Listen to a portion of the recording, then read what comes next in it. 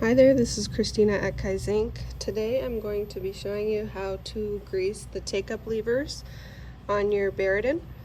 I will link a video in the description below on how I got to this step, how I took off the cover, and how I will put it back on.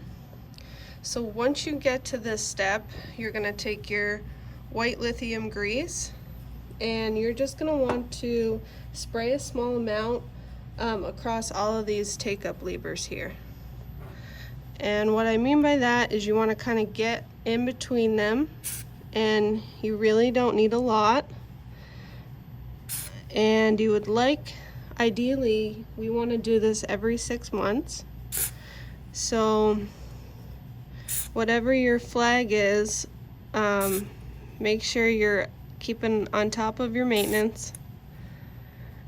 And you want to continue to do this on every single head.